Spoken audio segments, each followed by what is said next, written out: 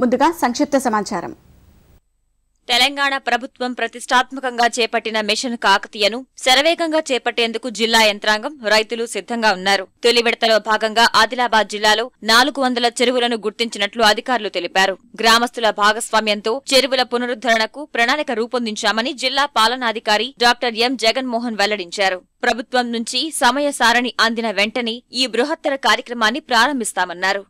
చెరువుల యొక్క కూడికలు తీయడం, చెరువుల యొక్క బండ్స్ స్ట్రెంథెన్ చేయడం, మరీ ప్రత్యేకంగా మన జిల్లాలో ప్రధానమైనటువంటి అంశం కాలువలు. చెరువులకు ఉన్నటువంటి కాలువల వ్యవస్థ చాలామంది ఆక్యుపై చేసుకోవడం, అలాగే కాలువల యొక్క వ్యవస్థ సరిగ్గా లేకపోవడం, వాటిని పునరుద్ధరించడానికి చేపడుతున్నటువంటి మిషన్ కాకతీయలో భాగంగానే నిన్న కూడా నేను కొన్ని గ్రామాలు చూసి రావడం జరిగింది. ఇప్పటివరకు మన మిషన్ కాకతీయలో దాదాపుగా 400 చెరువులను మనం ఐడెంటిఫై చేయడం జరిగింది. సంవత్సరానికి గాను ఇంకా ఐడెంటిఫికేషన్ కంటిన్యూ చేస్తూ ఉన్నాం. నిన్నటి వరకు 168 ఉంటే మళ్ళీ ఈరోజు పెరిగి మళ్ళీ 176 చెరువులకు టెండర్స్ కూడా ఫైనల్ చేసి మనం సిద్ధంగా ఉన్నాం.